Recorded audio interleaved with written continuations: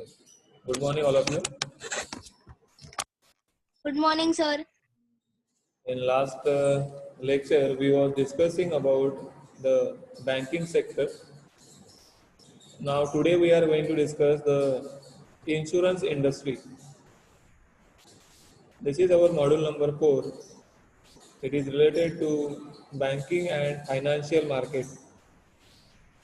And module number 4 जो आहे तो entirely related to banking and financial market याबद्दल आहे.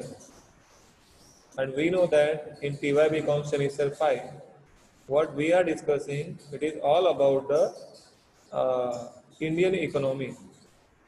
And under the Indian economy, we know banking is one of the important aspect. As well, we know that if the banking is developed, so in short, banking is what we say, it comes under the services. Banking comes under the service sector. Now, in the service sector, banking, financial services, transport, communication, IT, all these services are coming in service sector. So, module number 4 is related to various services, and today we are going to highlight on industry, insurance industry. म्हणजे आपण म्हणतो की insurance, ज्याला मराठीमध्ये आपण विमा असं म्हणतो, इन्शुरन्स. तर आपण आज या लेक्चरमध्ये अभ्यासणार आहोत की इन्शुरन्स इंडस्ट्रीची इस्टॅब्लिशमेंट कशी झाली, त्यानंतर सध्या भारतामध्ये इन्शुरन्स इंडस्ट्री जो आहे तो रेग्युलेट कोण करतं, त्याचे प्रॉब्लेम्स काय, आणि गव्हर्नमेंटने काय काय नवीन सर्व्हिसेस, नवीन measures the government has adopted. So by this lecture we are going to discuss. So first of all, let us discuss what is the insurance industry. Insurance काय? Insurance can be of, we say, life insurance, and second is general insurance. म्हणजे आपण health insurance पण ज्याला म्हणतो, की अशा प्रकारे insurance म्हणजे काय? It is the assurance given by the any company. It may be related to life, it may be related to health, it may be related to companies, physical assets also. म्हणजे आपण कधी कधी ऐकतो की कंपनीने, समजा कंपनीमध्ये चोरी झाली किंवा कंपनीमध्ये आग लागली, तर पहिला क्वेश्चन काय रेज होतो की कंपनीने इन्शुरन्स काढलेलं होतं का. आपल्याकडे गाडी आहे, या गाडीचं समजा ॲक्सिडेंट झालं, गाडीचं खूप नुकसान झालं, पहिला क्वेश्चन काय रेज होतो, whether it has the insurance or not. म्हणजे इन्शुरन्स म्हणजे काय असतं की इन्शुरन्समुळे काय होतं की it secure the life or the property. It is securing may be the life or the property. आता आपण सध्या कोरोनाच्या काळामध्ये हेल्थ इन्शुरन्सला खूप महत्व आलेलं आहे. आता जेव्हा आपण नवीन कोणी पॉलिसी, हेल्थ पॉलिसी घेतं, तेव्हा काय म्हणतात सुरुवातीला की whether COVID-19 included in the health policy or not, हा आपला पहिला प्रश्न असतो. म्हणजे कोरोनामध्ये जर समजा आजारी पडलो तर तो इन्शुरन्स कंपनी कव्हर करेल का, हा पहिला प्रश्न असतो, आणि बऱ्याच कंपन्यांनी तो इन्क्लूड केलेला आहे. इन शॉर्ट, इन्शुरन्स खूप महत्त्वाचा असतं, की आपला हेल्थचा असेल, कंपनीच्या ॲसेटचा असेल, प्रॉपर्टीचा असेल. So, insurance. So let us discuss the history, what, from when we have started the insurance. So you can see the life insurance came to India in the year of 1880. तुम्हाला तिलकमध्ये क्वेश्चन असू शकतो की life insurance इंडियामध्ये कधीपासून सुरुवात झाली. So it has been started from 1880. काय नाव बरं होतं त्या कंपनीचं? Oriental Life insurance Company. Oriental Life Insurance नावाची कंपनी होती. कुठे होती? कलकत्तामध्ये, जिची स्थापना झाली. And this was the first life insurance company. भारतातील सर्वात पहिली लाईफ इन्शुरन्स कंपनी म्हणजे ओरिएंटल लाईफ इन्शुरन्स. नंतर काय झालं बरं, पुढे कालांतराने त्याच्यामध्ये काही बदल होत गेले. इथे आपण बघू शकतो की सध्या आपण जिला LIC म्हणतो, माहिती ना LIC, लाईफ इन्शुरन्स कॉर्पोरेशन. तर या LIC ची स्थापना वर्ष कुठलं आहे ते तुम्हाला लक्षात ठेवावं लागेल. फिलअप मध्ये हा क्वेश्चन असू शकतो. इन इयर 1956 ओके, जो काय ऍक्ट बनवला गेला 19 जून मध्ये, आणि LIC was form on 1 September 1956. 1956 ला LIC ची एस्टॅब्लिशमेंट झाली, लाईफ इन्शुरन्स कॉर्पोरेशन. याच्या नावावरून कळतं आपल्याला, लाईफ इन्शुरन्स कॉर्पोरेशन. लाईफ, तुमच्या जीवनाची, इन्शुरन्स म्हणजे हमी. तुम्हाला काही झालं भविष्यामध्ये तर त्या तुमच्या पूर्ण लाईफचं ॲश्युरन्स काय कोण घेत असतं, एखादी कंपनी घेते. तर भारतामध्ये सर्वात पहिली आणि महत्त्वाची सर्वात मोठी कंपनी जी कुठली असेल, which is fully owned by government of India, it is nothing but LIC.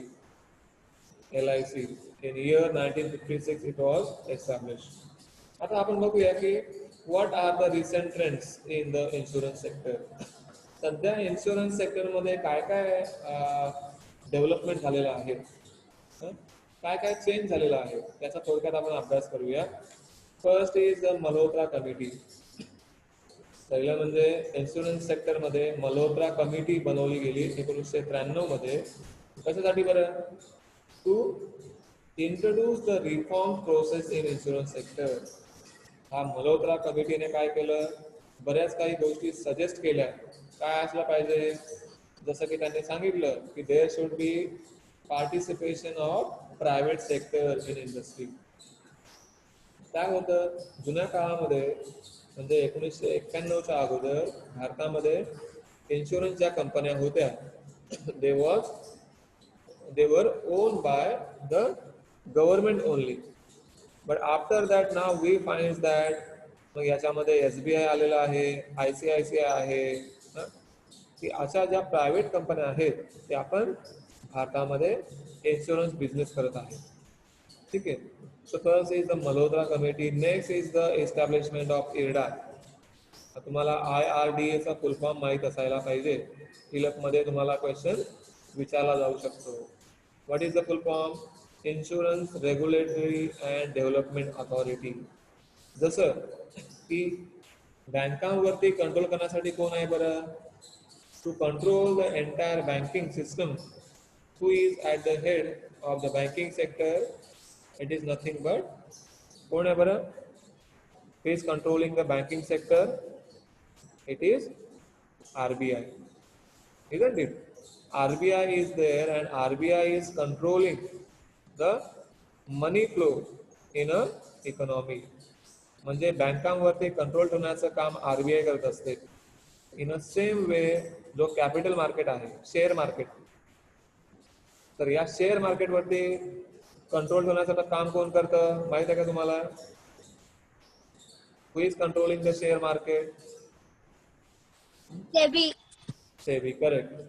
SEBI is controlling the share market. In a same way here, insurance company कुठलीही ओपन झाली, SBI इन्शुरन्स, तर तिच्यावर कंट्रोल ठेवण्याचं काम कोण करतं? IRDA. ठीक आहे. IRDA is controlling the insurance business in India. तर हिची स्थापना कधी झाली? It became the statutory body in April 2000. So it was constituted as an autonomous body. 1999 ला ती स्वायत्त संस्था झाली, and it became the statutory body in April 2000. For what purpose? To regulate and develop the insurance business, the insurance sector in India. So next is the opening of the insurance sector. Government ने काय केलं? Government has now started privatize the insurance business. सुरुवातीला जी LIC company, GIC, ज्या कंपन्या आपण म्हणतो ज्या गव्हर्नमेंटच्या मालकीच्या होत्या, त्या गव्हर्नमेंटने काय केलं? नाव the private business can be, private entrepreneur, private company can take part in insurance sector. Okay, so opening of insurance sector for private. Next is the restructuring of GIC. आता GIC माहिती आहे का तुम्हाला? GIC means general insurance corporation. कधी बनवली गेली? मी तुम्हाला मागे सांगितलं की आता तुम्हाला काय करायचं आहे, फिलअप वगैरे जे असतील त्याच्यावर तुम्हाला हायलाईट करायचं आहे. प्रत्येक प्रश्नाच्या, प्रत्येक धड्याच्या, चॅप्टरच्या मागे whatever the short questions are there, whatever the MCQ type question are there, you have to study that questions. तुम्हाला ते काय करावे लागतील, त्याचा अभ्यास करावा लागेल. की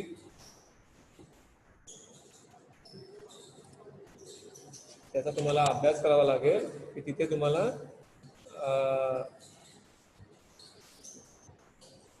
फिलअप मध्ये क्वेश्चन विचारले जाऊ शकते. So GIC was form in 1972. आणि GIC काय करायची बरं, त्याच्यामध्ये GIC मध्ये 4 त्याच्या सबसिडियरी कंपनी होत्या.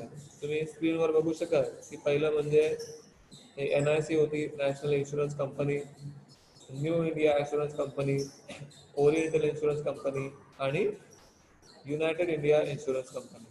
ठीक आहे, या सर्व 4 कंपन्या होत्या. इरडाने काय केलं, नाव इडा हॅज चेंज द इडा has what restructure the company. आणि याच्यामध्ये त्यांनी एकच नाव तिला ठेवून दिलं, काय, GIC. मार्च 2017 मध्ये या 4ही कंपन्या ज्या इन्शुरन्स कंपन्या होत्या त्याचं फक्त एकच नाव ठेवलं, जनरल इन्शुरन्स कॉर्पोरेशन. ठीक आहे, with the intention of provide the health, general as well medical health insurance to the public. And what is its ranking? You can see GIC was 12th largest global reinsurance in 2016 and 3rd largest Asian reinsurer into year 2015. पुढे काय बरं, FDI. जसं आपण आधीच अभ्यासला आहे की FDI जी FDI म्हणजे काय, बाहेरची फॉरेन कंपनी आहे, तिने इंडियन कंपनीमध्ये इन्व्हेस्टमेंट करणं, त्याला FDI असं म्हणतात. 1991 पर्यंत FDI in insurance sector was not there, but now you can see on the screen that now from August 2000 काय झालेलं आहे की FDI पण ओपन केलेलं आहे, but how much limit, up to 26%. Okay, आणि 2015 ला काय केलं, टोटल 49%. आता इथे तुम्हाला एक लॉजिक समजून घ्या की एखादी कंपनी आहे, तिथे 100% शेअर आहे, प्रायव्हेट कंपनी आहे. त्या प्रायव्हेट कंपनीचे जर गव्हर्नमेंटने 51% शेअर जर विकत घेतले तर ती होते गव्हर्नमेंट ओन कंपनी. पण तिचे जर 49% इतके शेअर जर विकत घेतले तर त्याच्यावर कुठलाही कंट्रोल दुसऱ्या कंपनीचा असत नाही. इथे 49% विकू शकते कंपनी. LIC ला वाटलं तर LIC 49% तिचं शेअर फॉरेन कंपनीला विकू शकते, पण 49% विकले तर त्याच्यावर कंट्रोल बाहेरच्या कंपनीचा राहत नाही. त्याच्यावर फक्त कंट्रोल कोणाचा राहतो, होम जी कंपनी आहे तिचा राहतो. Next is the registration of new players. New player म्हणजे न्यू इन्शुरन्स कंपनी. त्याचं रजिस्ट्रेशन कोणाकडे करायला सांगितलं, इरडाकडे करायला सांगितलं.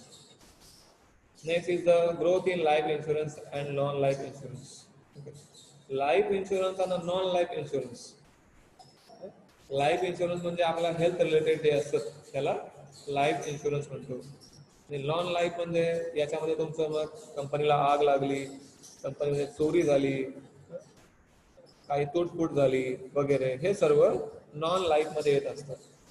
ठीक आहे, तर अशा प्रकारे इथे next is the insurance penetration and insurance density. हे सर्व जे आहेत ना, it is all about the what ever growth has been in a insurance sector. हे सर्व आपण म्हणू की या सर्व सेक्टरमध्ये इन्शुरन्स कंपनीचा ग्रोथ कशा प्रकारे चाललेला आहे त्याचा आपण इथे अभ्यास करत आहोत. काही नवीन गव्हर्नमेंटच्या इनिशिएटिव्ह आहेत त्या पण याच्यामध्ये आपल्याला लिहाव्या लागतील. टोटल 8 मार्काला प्रश्न असू शकतो की what is the growth of insurance sector in India. त्याच्यामध्ये गव्हर्नमेंटच्या पॉलिसी असतील, आतापर्यंत काय काय इन्शुरन्स सेक्टरमध्ये डेव्हलपमेंट झालेलं आहे ते याच्यामध्ये आपण अभ्यास करू. Next question which we are going to highlight, it is the problems or the issues in insurance sector. Insurance sector though which comes in the service sector. पण याच्यामध्ये पण काही ना काही प्रॉब्लेम्स आपल्याला बघायला मिळतात. काय प्रॉब्लेम आहेत बरं? First problem is weak distribution network. ग्रामीण भागाकडे नेटवर्क आहे काय याचं जास्त नाहीये.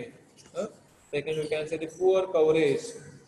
जवळजवळ 70% लोकसंख्या ही ग्रामीण भागात राहते, पण तरी पण ग्रामीण भागातील लोकांचं इन्शुरन्स काढण्याचं प्रमाण हे खूप कमी आहे.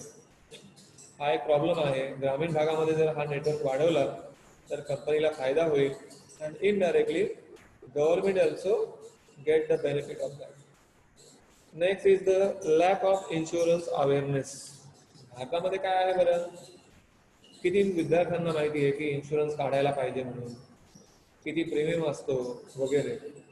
तुम्हाला माहिती आहे का की आपण जर तुम्ही आता या लेवलला कंपन्यांची टर्म इन्शुरन्स नावाचा प्लॅन असतो.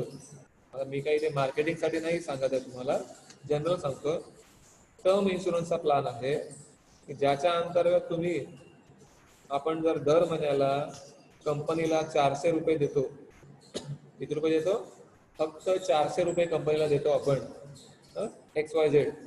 तर तुम्हाला ती कंपनी वर्षभरात तुम्हाला 1 करोड रुपयाचं इन्शुरन्स देतं. म्हणजे कुणाही व्यक्तीला आपल्यापैकी जरी काही झालं, जरी समजा हेल्थ इश्यू काही पण झाला, किंवा कोणी समजा काही प्रॉब्लेम झाला किंवा खूपच मोठा काही इफेक्ट झाला, कोणी समजा एक्सपायर झालं, तरी पण त्याच्या नॉमिनीला ते 1 करोड रुपये इतका म्हणजे आपल्याला ती अमाऊंट देत असतात. तर ही गोष्ट सर्व लोकांना माहिती आहे का? We are not aware about that. याला म्हणतात टर्म इन्शुरन्स. तुम्ही ऑनलाईन जरी बघितलं तरी तुम्हाला लक्षात येईल की टर्म इन्शुरन्स लोक घेतात, जेणेकरून एक 450 रुपये 400 रुपये महिन्याला देणं एवढी काही मोठी गोष्ट नाही. पण जर तुम्हाला उद्या जर तुमच्या फॅमिलीपैकी कोणाचं काही होत असेल बरं वाईट, त्याने जर तुम्हाला 1 करोड एवढी मोठी अमाऊंट भेटत असेल, तर मला वाटतं 400 रुपये घालवणं ही काही मोठी गोष्ट नसेल ज्यांच्याकडे पैसा असेल तर. बरोबर. हा जो प्रीमियम आहे हा प्रत्येक वेळी फ्लक्च्युएट होत असतो. ठीक आहे. तर त्याची तुम्ही देखील विद्यार्थी आहात, तुम्ही थोडी माहिती करून घ्यायला हवी की टर्म इन्शुरन्स काय असतात. ओके.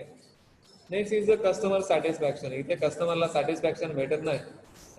कंपनी LIC पॉलिसी काढून देते, नंतर त्या कस्टमरला माहीतच नसतं की त्याचा बेनिफिट काय आहे, कधी ब्रेक करावं पॉलिसी, याचे बेनिफिट आपल्याला माहिती नसतात. कस्टमर अनसॅटिस्फाईड असतो. Next is the low insurance penetration. म्हणजे इथे काय असतं, याचा जो कव्हरेज आहे, डिस्ट्रीब्युशन चॅनल आहे, जे आपण ज्याला म्हणतो की LIC एजंट वगैरे असतात, ते कमी असतात. त्यांच्याकडे असलेलं स्किल वगैरे, या सर्व गोष्टी ते व्यवस्थित युटिलाइज करत नाहीये. त्यामुळे काय झालंय, इन्शुरन्स इंडस्ट्री भारतामध्ये पाहिजे तसा डेव्हलप नाही झाला. ठीक आहे. Next is the fraud. काय होतं, कधी कधी कंपनी हे घेते, प्रीमियम घेते, LIC कंपनी प्रीमियम घेते, पण जेव्हा क्लेम द्यायची गोष्ट येते तेव्हा तेवढा क्लेम देत नाही. कारण त्यामध्ये जे एजंट असतात ते मध्ये काही पैसे खाणं वगैरे या गोष्टी चालू असतात. ठीक आहे. Next is the rising cost. सध्या भारतामध्ये जो इन्शुरन्स पॉलिसीची जी किंमत आहे ती सतत वाढत चाललेली आहे. त्यामुळे काय होतं की भारतामध्ये आपल्याला म्हणजे इन्शुरन्स बिझनेस पाहिजे तितका आपल्याला डेव्हलप झालेला दिसत नाही. These are the some problems of the insurance industry in India. Next is the challenges of insurance sector. काय करू शकता बाबा, काय काय पुढे जाऊन भविष्यात आपल्याला इन्शुरन्स कंपनीला काय काय अवेलेबल आहेत गोष्टी करू शकतात. What the challenges are there? First is the rising competition. जुन्या काळामध्ये फक्त एकच कंपनी असायची आणि we are the economic student, we know that if in a market there is the one seller, it's a monopoly. And when there is the one single seller, he can charge the different price for the same product. He can make the price discrimination. ठीक आहे. एकच जर विक्रेता असेल, एकच जर seller असेल तर त्याला वाटेल की किंमत तो आकारू शकतो, बरोबर. But in the insurance sector there is rising competition. Lots of companies, government कंपन्या आहेत, प्रायव्हेट आहेत, नॅशनल आहेत, इंटरनॅशनल कंपन्या आहेत. या सर्वांशी कॉम्पिटिशन करणं हे कंपन्यांना शक्य होत नाही. Next is the distribution of products. Okay, जे पण प्रोडक्ट कंपनी नवीन लॉन्च करते, नवीन पॉलिसी लॉन्च करते, ते लोकांपर्यंत व्यवस्थित पोहोचत नाही. Third is the relationship management. जो पण एजंट आहे, इन्शुरन्सचा एजंट, तो जास्त रिलेशनशिप मेंटेन करत नाही. महिन्याच्या महिन्याला फक्त हप्ते घेणार, जे काही प्रीमियम आहे तो कलेक्ट करतो. बाकी कस्टमरला सॅटिस्फॅक्शन किंवा कस्टमरला अपडेट नॉलेज तो देत नाही. त्यामुळे काय होतं, हा जो इन्शुरन्स सेक्टर आहे तो आता पण दुर्लक्षित राहिलेला आहे. Next is the managing regulatory authority. सध्या इरडा जी रेग्युलेट करते insurance sector, but still there is the issues. There are some problems on the functioning of the IRDA. Next is the product innovations. व्हायला पाहिजे. Innovation म्हणजे काय, काहीतरी नाविन्य, नव प्रवर्तन. हे नवप्रवर्तन जर झालं तर इन्शुरन्स कंपनीला त्याचा नक्कीच फायदा होऊ शकतो. Okay. Next is the what we can say the customer services. Services व्यवस्थित नसतात दिलेल्या, तो पण एक one of the challenge before the insurance company. Next is the use of technology. आता सध्या सर्व ऑनलाईन ट्रान्झॅक्शन होतात, आपल्याला माहिती आहे. पण हे जे ट्रान्झॅक्शन आहेत व्यवस्थित व्हायला पाहिजेत. नवीन नवीन गोष्टी इन्शुरन्स इंडस्ट्रीमध्ये इन्व्हेंट झालेल्या आहेत, त्याचा वापर लोकांपर्यंत पोचला पाहिजे.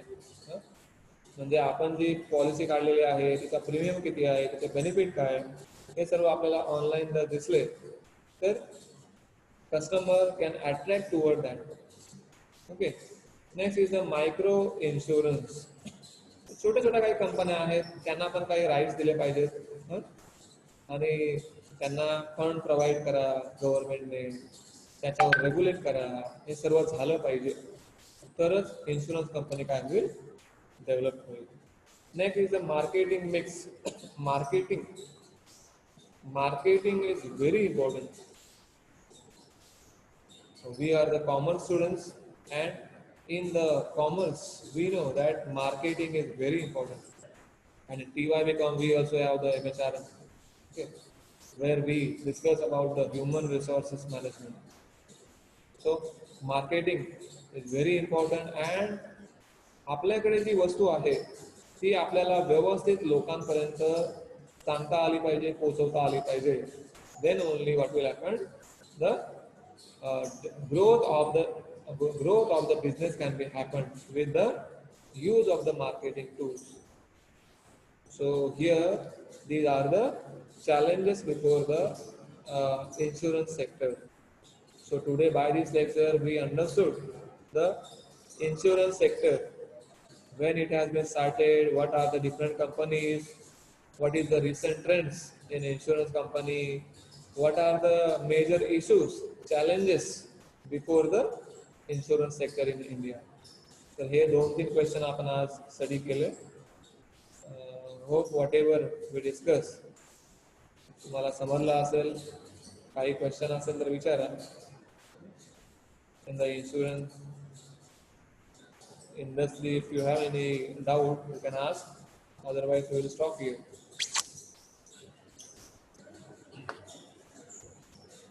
Any question है कोणाला? So this was the module number 4. This was the module number 4. It's related to the service sector. Service sector, where we discuss about the banking as well the insurance sector, and by the coming lecture we are going to study about the money market. तुम्हाला काही question आहे विचारा, नाहीतर आपण थांबूया पुढे.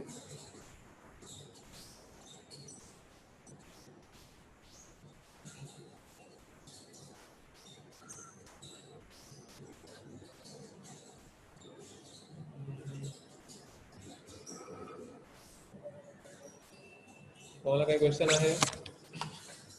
आणि जरा ओमकार कोण आहे, जरा त्यांनी नाव आपलं चेंज करायचं आहे. जेव्हा तुम्ही मीटिंग जॉईन करतात तेव्हा तिथे तुम्ही रिनेम करून तुमचं जे नाव आहे ते टाकायचं आहे, कारण मला तुमची प्रेझेंटी घ्यायला पुढे जाऊन प्रॉब्लेम व्हायला नको, म्हणून तिथे नाव टाकायचं.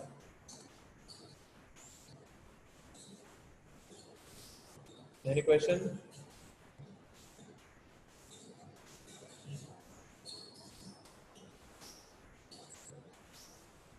काय समृद्धी?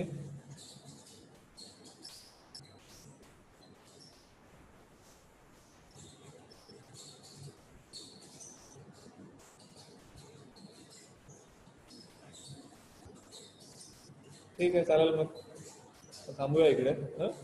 सर्वांनी लक्षात घ्या की जसं आता TY BComची एक्झाम चालू आहे ऑनलाईन, जरी कोरोनाची परिस्थिती अशीच राहिली तर तुम्हाला देखील सर्वांना ऑनलाईन परीक्षा तुमची घेतली जाऊ शकते.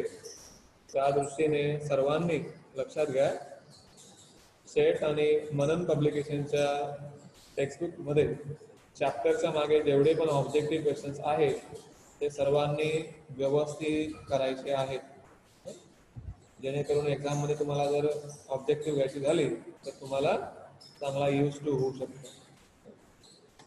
अजूनपर्यंत तरी असं काही नोटिफिकेशन आलेलं नाही आहे. जसं काही इन्स्ट्रक्शन आल्या तर मी तुम्हाला नक्कीच ग्रुपमध्ये शेअर करत जाईल. ठीक आहे, पण तोपर्यंत तुम्ही अशा प्रकारे अभ्यास सुरू ठेवा. कारण काय आहे, तुम्हाला 20 मार्काचे ऑब्जेक्टिव्ह आहे. जरी समजा डिस्क्रिप्टिव्ह एक्झाम झाली तर 20 मार्काची ऑब्जेक्टिव्ह आहे, ज्याच्यामध्ये 10 मार्क तुमचे MCQ, 10 मार्क तुमचे ट्रू ऑर फॉल्स आहे. ठीक आहे, तर त्या दृष्टीने तुम्ही 20 मार्क तुम्हाला आरामात यामध्ये मिळू शकतात. ठीक आहे, आणखी काही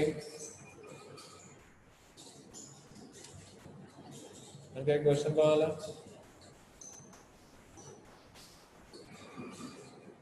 ठीक आहे, थँक्यू ऑल ऑफ यू.